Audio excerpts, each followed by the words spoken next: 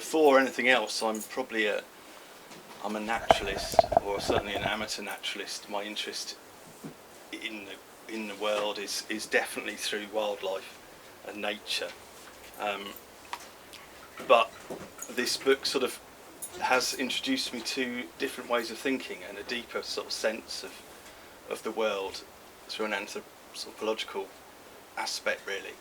And it started, the book itself, the idea started completely as a nature book. I had no idea that it would go in this direction, and I wanted something quite whimsical, something that not whimsical, that's wrong, but something, I wanted to write a book about nature, about how it made you feel, or made me feel, and about how I would respond to it, rather than just, bees do this, snakes do X, and their life cycles. I wanted to talk about how I felt about it and the way it made me feel, because throughout my life it's been a real grounding basis for me, sort of battles with mental health.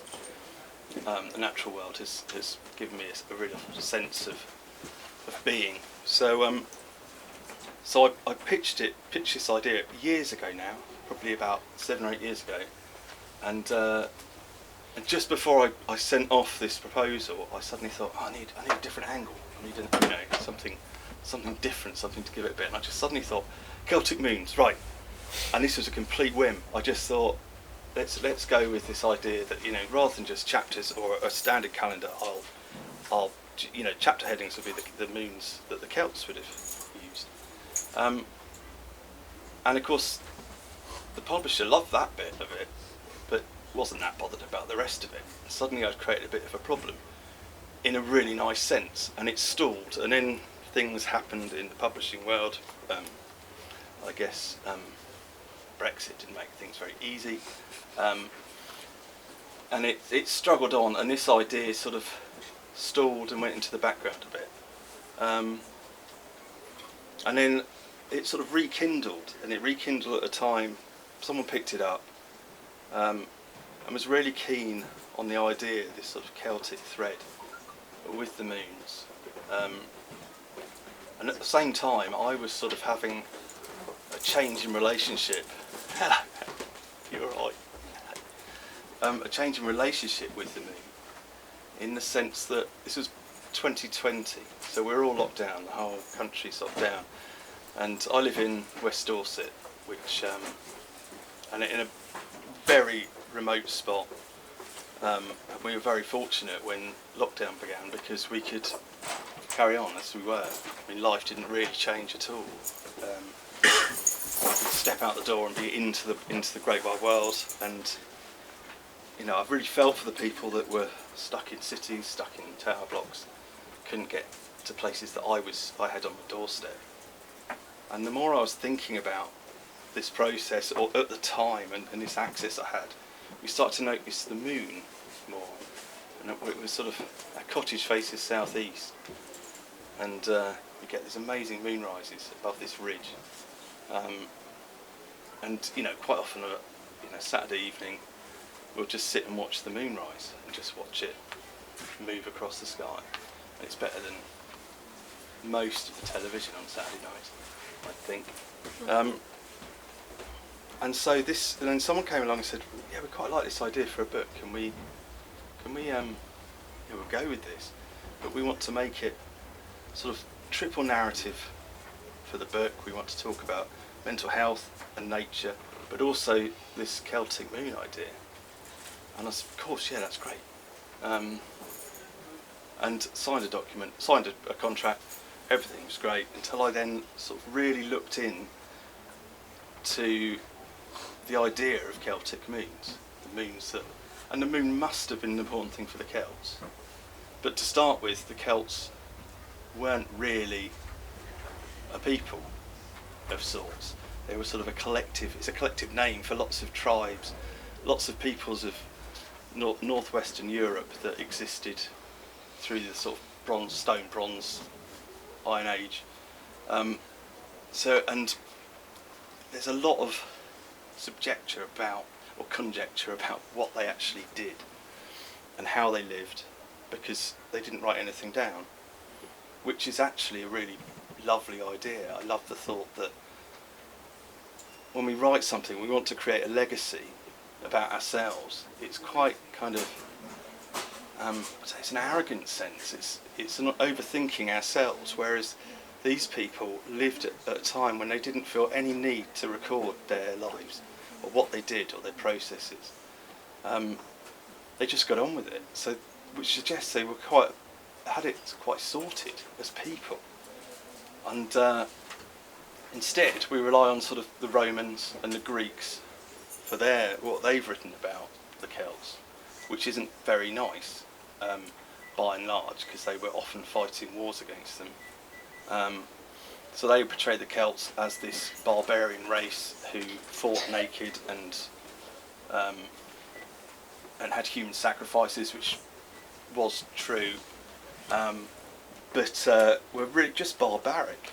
And the more we learn about the Celts, the more we realise that they are actually quite civilised, or very civilised, quite advanced as well, and they would have been trading with the Romans already. I mean, they had coinage before the Romans invaded Britain.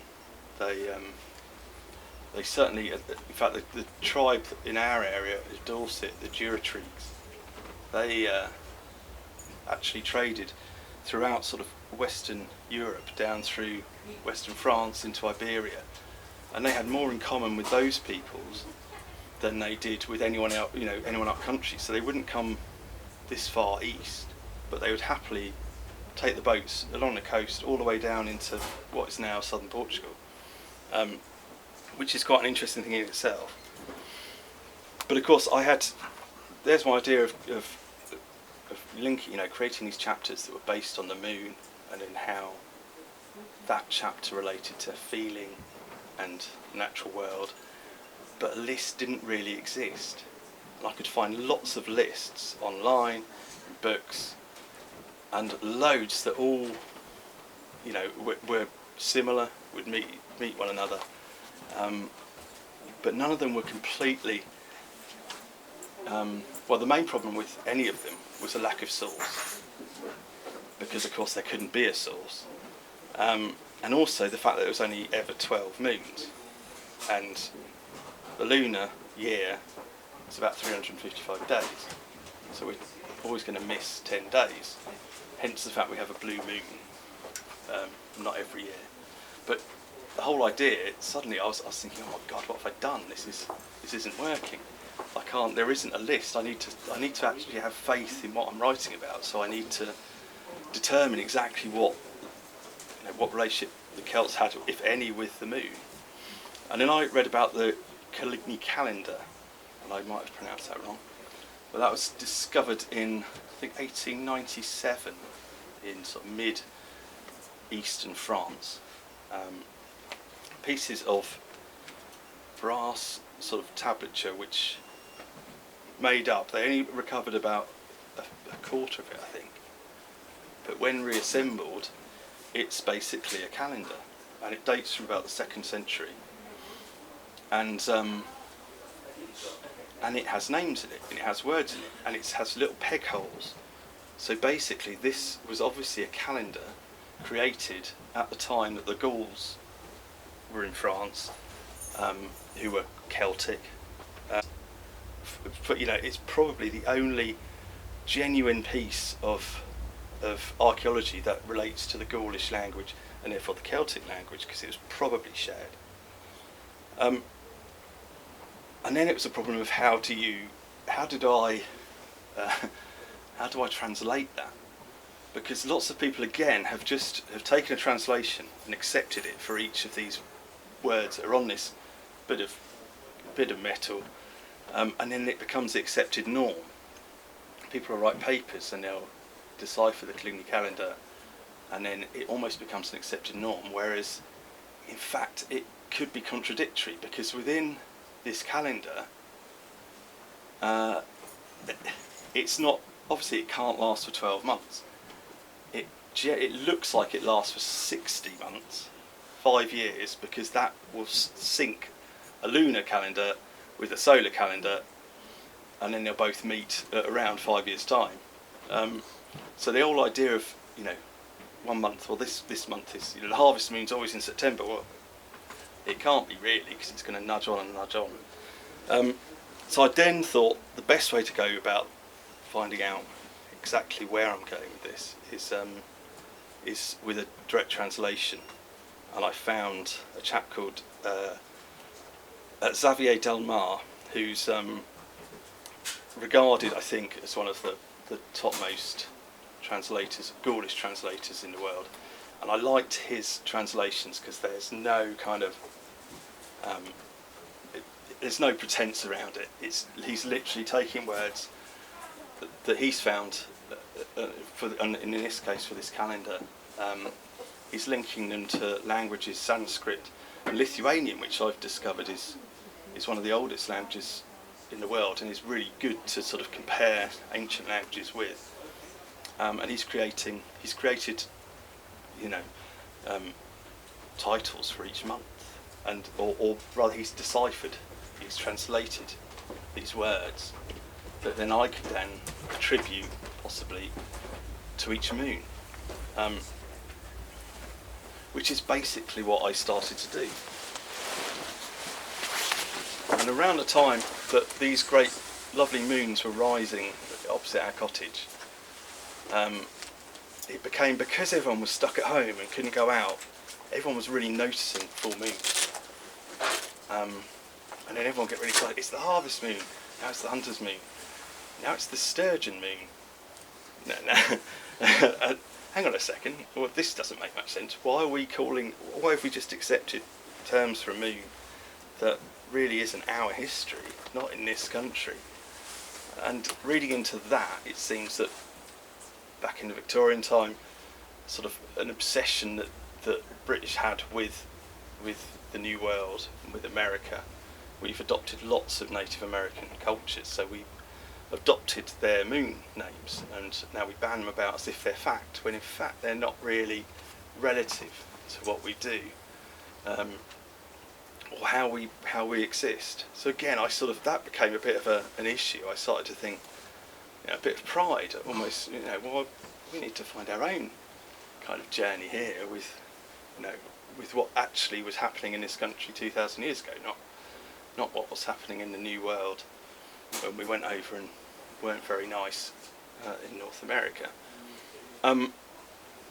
So I started digging more, and then I created a calendar that I was happy with, basically, that I accepted. I had my titles for my chapters, and then suddenly I had a contract. I was going to be writing this book, and I decided what I'd do each month was go for a walk around the full moon and talk about what I felt, the wildlife that I encountered, and the kind of meanings that I would receive. And that was fine until I started to read more and more. As my journey through the year went, by about the third walk, I realised that actually the full moon, it wasn't probably that relevant to the Celts.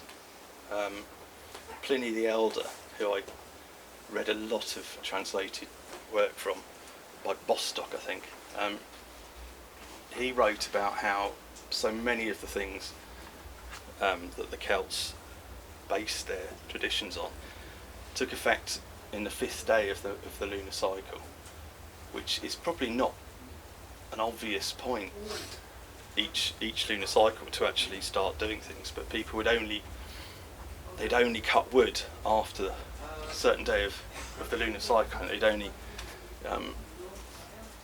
only plant crops or anything you can imagine was all based on the lunar cycle, but it's nothing to do with the full moon. It was about the 5th day. So it seemed that the Celts were starting their months, if there was such thing as a month, which there probably wasn't as such, but they were starting on the 5th day of the new moon. And then I came across another massive problem, which was the fact that no one could decide when the Celts would have begun their whole year, their whole cycle, because it's 60 weeks, and it was generally accepted that the feast that Simonius, because Samo could translate as summer, so Simonius was probably the starting point, and Simonius featured a great big feast which people would enjoy, and so that started their year, that kicked off this 60-week cycle. And there's lots and lots and lots of papers and books that are based on that basis, when in fact it might not be true. And I tended towards another thought, which is that this feast that happened in Simonius is Samhain, which was the feast that we now has probably crossed over to Halloween, and occurred at the end of the season, at the end of the harvest, probably coincided actually with the harvest moon, when everything had been gathered in, crops, everything, and food, all the animals, and they were settling down before the dark months, before the time when the Celts would have to literally hunker down, and a lot of them would perish because the winters were very different. And it made sense that actually the Celtic calendar started at Samhain, in which completely contradicted a lot of the sort of the lists of moons or list of months that people had created. And by this point, my head was hurting, and I'm sorry if anyone else is. It's quite hard to get to grips with, but it was also really fascinating. I was just finding myself drawn in to something that I knew so little about, and the more I dug, the more I was finding, and I'd spend days and days going off down a rabbit hole, and then coming up with something that was worth one line in one chapter. But it was a really enjoyable journey, and I was so that process actually became a thread. So rather than simply writing about the Celts and the moons, my understanding and my learning of it became a thread within the whole book. Which was quite a nice process, and it started to write itself a little bit, which I really appreciated, because the more I was learning and the more receptive I was at different times of the year, the better I got, or the more confident I got about what I was actually writing about. So there's nothing worse than pretending you know what you're talking about. And I likened it a bit to, has anyone read the poem Love Song of J. Alfred Prufrock by T.S. Eliot? And we at school, we were given that when we were about 14. I think it was our first big poem that we had to kind of decipher, and I was lost. I was absolutely lost. I was thinking, what's going on?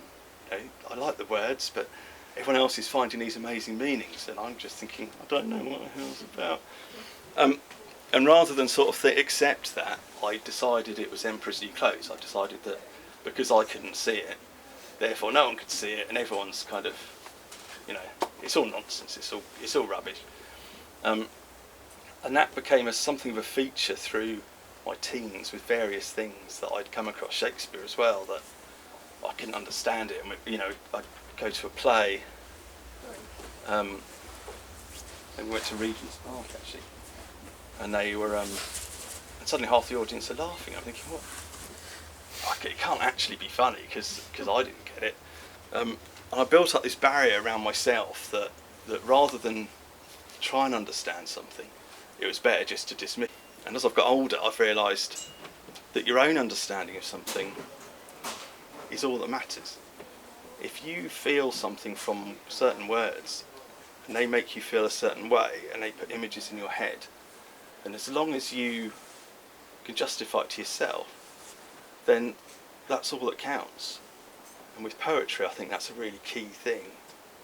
And similarly, with these words that have come out from the Cluny calendar, I was starting to realise that the literal translations mattered less than what I was feeling.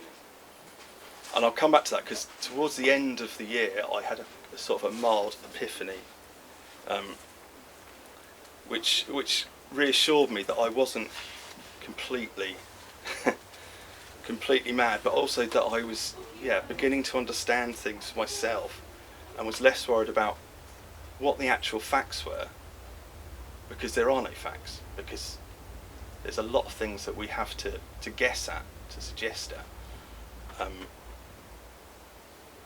And interestingly, and I was chatting to Carl when I got here, this was at a point when I started to understand the importance of writing that isn't necessarily academic, basically. I'd read a bit there's a chap called Barry Cunliffe, who's a great archaeologist. He's done lots of study on the Celts, and I read a lot of his stuff about archaeology, and it's brilliant, but it's very dry, it's very factual. But there's one point he says that's really important, that was really important to me, and that was the fact that the words that were written by the Romans and the Greeks, we shouldn't dismiss that, even though it was biased. It was fake news. It was the fake news of the early, of 2,000 years ago, because they were always painting the Romans in this great picture and dismissing their enemies. But there's going to be a lot of value in what they wrote, because there is going to be truth. So you apply that alongside what we're finding archaeologically. And then I realised, I found a book by someone called Caitlin Matthews, who I think is well known here, and I realised here's someone who lives this feeling. Her writings is what she actually lives, and she has probably absorbed things from generationally, from learning from others who exist within this type of lifestyle that a lot of academics would dismiss because it has no factual basis, when in fact it's probably just as important. Because if you've got an understanding, if you're within an environment and you're living it and you're feeling it, then your conception of it can have as much value as anything else. That was a really pivotal moment, and I had a nice exchange with her, and she pointed me to lots of papers that she'd read, and which some I'd already found, but that was really great. But I also suddenly thought, yes, this is the thing that matters to me within the narrative structure of the book, is that as long as I'm happy with what I'm interpreting within the moons and within this language, then I can't be wrong. So that was a big moment. I'm talking much about that one sort of narrative structure, which is fascinating, and I really enjoyed looking at it. But I should talk briefly about, I think, the sort of nature side, and the places that I go and walk around, one of which is Egerton Hill, which is 5 minutes. Really? Gosh. Egerton Hill, we live, it's an Iron Age hill fort, and it's literally, it's just behind our cottage. It's amazing. It's this hill, it's like an anvil shape. It's in West Dorset. If you're ever in West Dorset, it's a fantastic place. It's the most perfect place for a hill fort, because the two sides of it literally drop 200 feet, and then you've just got one area to defend. And I walked up there originally just to look for birds, for wheatears, for ring ouzel, and then I started to think about the people who first lived there. So this was creating this lovely meeting of thought with the fact that the Celts who did all the work up there, and this is going back 5,000 years when people first started building on Egerton Hill, which is crazy to think that by the time the Romans arrived, it's another 1,000 years in the time that's passed since, and there's 3,000 years of work and building and burying, and it was a nice crossover. I was finding this lovely crossover with my interest in nature, but then my interest within the people that once lived there. I was beginning to think more and more about how they would see the world, how it would have been for them, and looking at views that were familiar to me, but suddenly thinking as they would have looked at it, when the world would have been very different, when nights would have been quite scary when, you know, sun goes down, there are wolves, there's lynx, there's bears. You know, a broken ankle that would be the end of your life probably. And it really helped me move along. And again, that sense I think is running through the book. I hope it is. As my association with the landscape around me began to develop. And one thing I would do, and if time's ticking, I wanted to just read one section that I thought might help explain my relationship with the natural world. And I go out walking, and sometimes I'm a nightmare to walk with, because I basically am poking around in bushes and I stop every 2 seconds, and there's an adder, and there's too much to look at. So I'm a nightmare to walk with. But I'll just read you this one short section which sort of sums up how, on a mental health element, what nature sort of can do for me, and help me, and maybe help other people. I press on up the hill, the gradient easier to bear, but the cloud beginning to roll ominously. Pipits and linnets pipe from the barbed wire of the next fence, faces into the wind, bracing themselves for the rain. I'm not sure I'll beat the wet, and this route will lead me back to that original track where unpleasantness seemed to lurk. I quicken my pace, stow my binoculars in my shoulder bag and zip them in, and then slip an arm out of my coat to re-shoulder the bag beneath it. I'm about halfway across the field when the first few spots hit, but it's just a splatter. Perhaps I got away with it. And then comes that big roar of wind that precedes a rainstorm, and I pause to scan around, looking for options. Towards the far end of this field is a solitary tree, an oak I think. It does not look very old and the trunk is not thick. By the time I reach it, the rain will be on me. My best option is to tuck up and ride it out. I whip off my coat, tuck my bag against a tussock, and then kneel either side with my back facing the weather. In this position I can pull the coat over me like a tarpaulin, arms tucked in, hunched like a kestrel, and then the sky's open. For the first minute I'm troubled. I tell myself off for dawdling beside the puffballs and overlooking the oncoming cloud. Then comes a brief niggle of self-awareness. What if I'm C? What must I look like? And then comes the reassurance of choice. I could walk onto the car, or I could make for the barn up by the main track, or I could stay right here. This is by far the driest option, and in fact it's almost cosy. And in an instant I'm content. I'm a hare tucked up in its form, although without threat, so I have the luxury of covering my eyes. The rain thumps harder until it rattles into hail. Even better. Raindrops will seep and eventually break through my shell, but hailstones simply bounce off and nestle in the grass around me. I picture the image, even if I cannot see it, and I am snug and safe. In fact, I could go to sleep, right now. I could close my eyes and be asleep before I could count to 10. This is one of those moments where time is mastered. It has no influence, it has no impact on the decision I made or the events unfolding. I'm at the whim of the weather, and I do close my eyes, but not to sleep. Instead, I let the thump of the hail and rain fill my mind until it is all I'm aware of. A steady, hypnotic clatter that carries me along like a leaf on an autumn river. I don't even notice when it stops. And that could be, thank you. My question is, where is your sort of favourite place to walk, and why? What would be your number one place, either that you've been to or that you'd like to go to? It varies on the time of year, and it varies, and for the last probably month it's been a local common, and I've been looking for adders, and I've got a bit of an adder thing.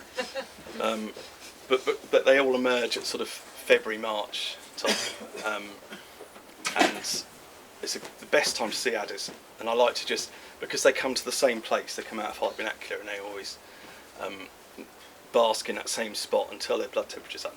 So you can find one, and it will be there for another 6 weeks, whenever the sun's shining.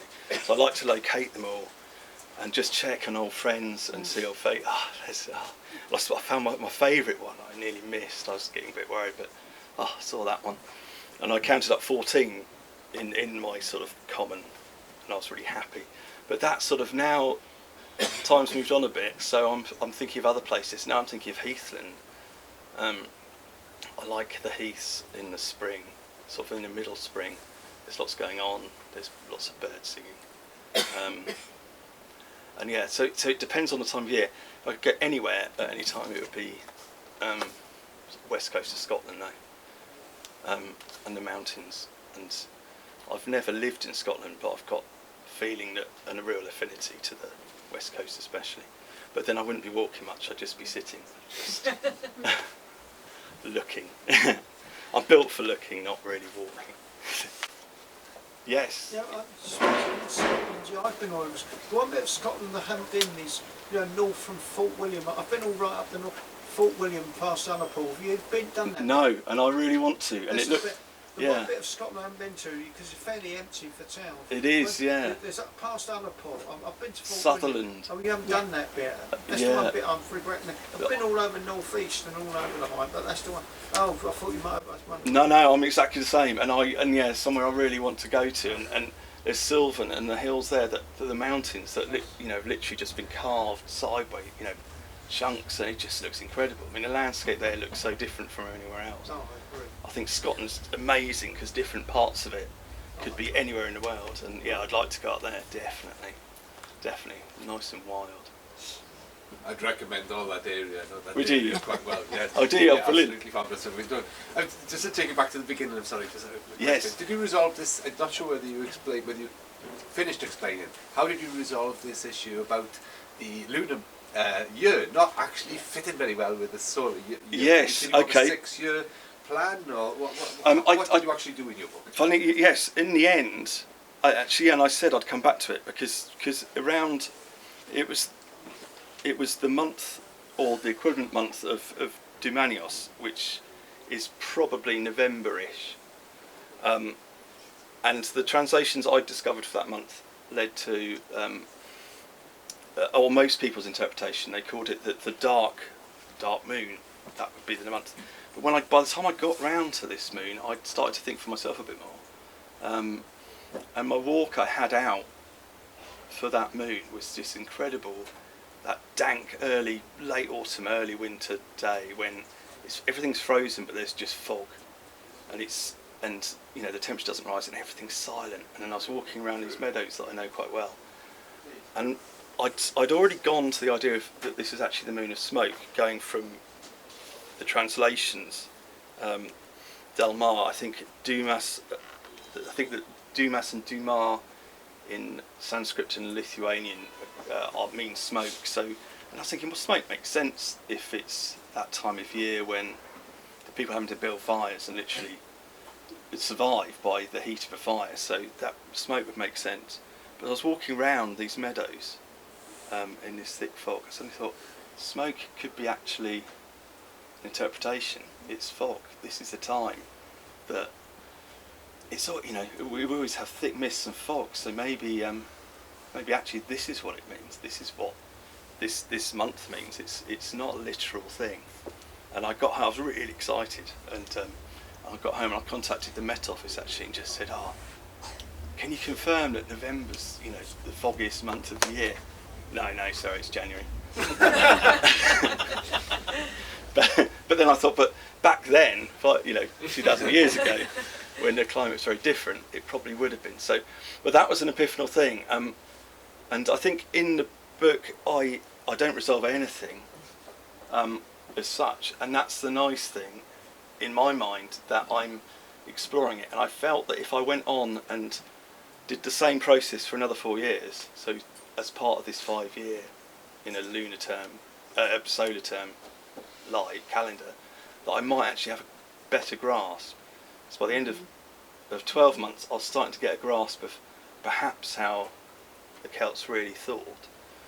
And I think after 5 years, I probably would have a grasp. But I haven't done that.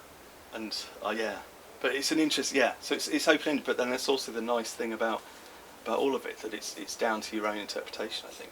as much as anything. Do you think you've made the start of the 5-year plan? Is that Maybe, maybe. Because the year that you walked will be slightly different, won't it, to the following year? Of course, the, yeah. The sequence of the, not the sequence. Absolutely. The spacing of the moons will be Absolutely. off-kilter by a little bit on the next year. Yes. And a little bit more on the... Absolutely. Second. So maybe that's certainly what I hoped. But also I'm not. I also realised it didn't matter if I don't try and solve this mystery, because my learning of it was just opening my mind to, you know, a different aspect that I'd overlooked for so long, which was the people that existed, and the spirituality of the landscape that I'd not. You know, I was so busy looking at the wildlife that I'd missed out on people's influence upon it, which is actually really important, and can.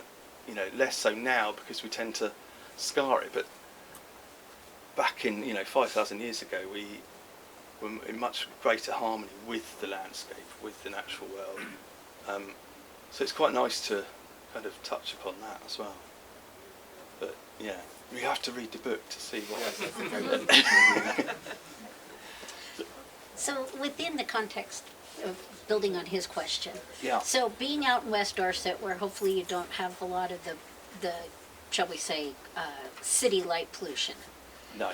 did you find yourself on the nights that were clear being able to see each of the moons that you document within the context of the stars and the turning of the year that way? To a point, yeah, but I'd often time it brilliantly with the cloudy nights. Okay. And I went for the walk I decided to take around Samhain. Mm-hmm.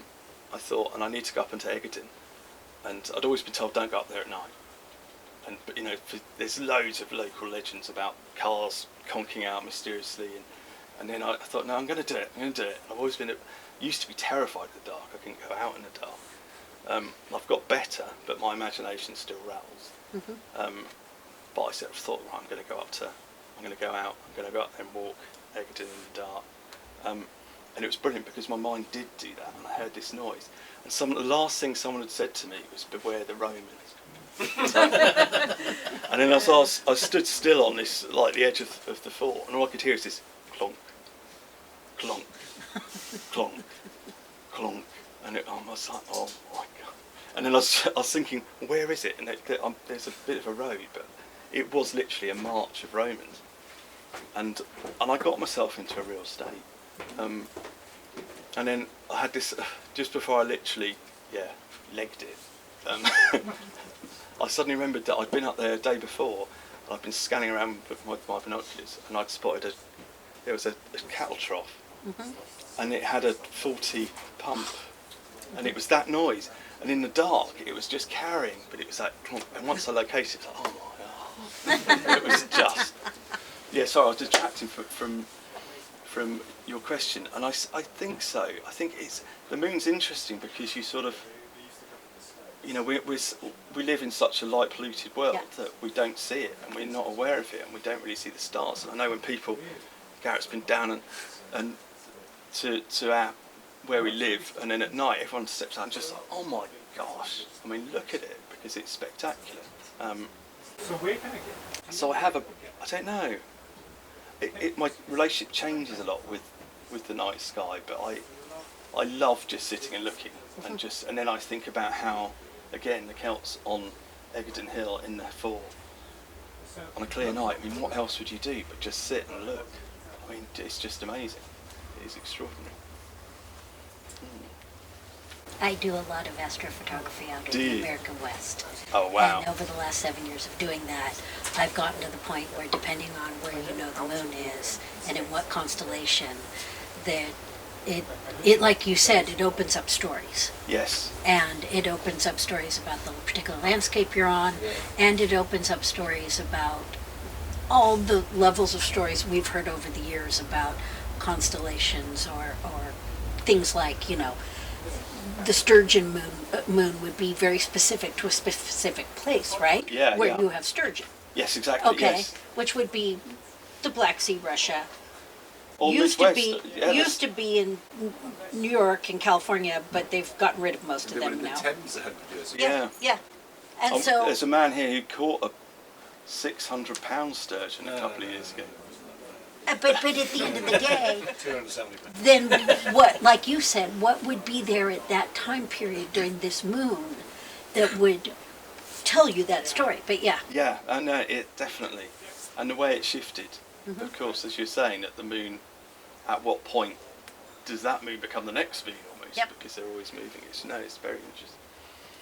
Now, I'd be very interested in what this gentleman said about what you think after you do the full 60 months. It would be, yeah.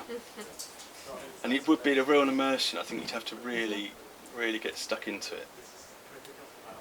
And, yeah, I might yet do it. It kind of leads me to my question, actually, because, you know, having read the book and knowing you in the way that I sort of do, you know, and seeing how I've been to Kev's house and to the cottage, and I've seen the place, and I've been to Ayrton Hill, and it really is a very inspiring place. But it seems to me that actually, you know, lockdown essentially offers you an opportunity to look at it closely. And the weird thing about it is that I've never met anybody who looks at nature more closely than you. But it's always in a very happy stance kind of way, where you just you know, it's an investigation. It's also whatever happens kind of happens. It seems to me that sort of serendipity sort of allowed you, to a certain extent, to actually to really look closely to what was directly in front of you, even though you're probably the person who looks most closely to what's directly in front of you. You know, you do that with anybody I know, and yet somehow your life's been enriched by this kind of crazy pandemic. No, definitely, and also the sort of the reality or the realization of how lucky I was in that situation when so many people, you know, were stuck in high rises, and there was a lot of problem in Dorset where people were coming to the beaches and camping out on the beaches, and of course all the locals are up in arms. But at the same time, you've got to think these people, if they're literally stuck in tower blocks, in cities, and you can't go anywhere, you're not allowed to go anywhere. I mean, it just must be key. But also, in the nature, I tend to look at, I can look at some very strange things and get very excited. But I think that there's an interesting legacy thing. This is what really impressed me about the book, because that actually it says something to all of us. But hopefully, that every time we go to a woods, every time we do whatever, but the fact that it does that, but it also does something that it's much more sort of primal, which is getting back to some time when we don't want computers in front of us. Yeah. But, what's the reason why did people do this several thousand years ago? And there might be some truth in that. I'm sure. That's the bit that I really enjoy that bit. And certainly talking friend Dan Kieran, who's been writing a book about hunter-gatherers going back further still, and his discoveries about the way they lived, and that there was no hierarchy within the structure of their lives.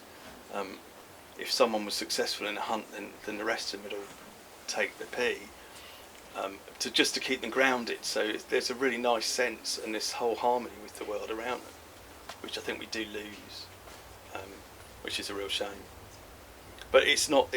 It's funny how you can find tiny things, and they can be really interesting, and they can give you a sense of connection. And I was watching ants a few years ago with Sue. We were just sitting having a cup of tea on the steps with my wife, and we were just watching these ants, and they were just making a burrow, and there were 5 or 6 working together, except they weren't really working together. There was like 2 that were sort of bringing out these tiny little specks of dirt and placing quite carefully, and then there was one who was really slow but would then carry it quite a distance away and put it somewhere. And there's like the macho male one, probably, he was carrying these giant great bits, just like yeah. And then there was one that was just going mad, and it was running in and out, and it was just coming so fast that every time it ran back, it was knocking a whole load of these bits of dirt in. But I mean, that's half an hour later. But it was fascinating, and that was like in touch with something that, a lot of people can, no matter where you live. There's something happening that you can probably get some pleasure from, or just some interest in looking at.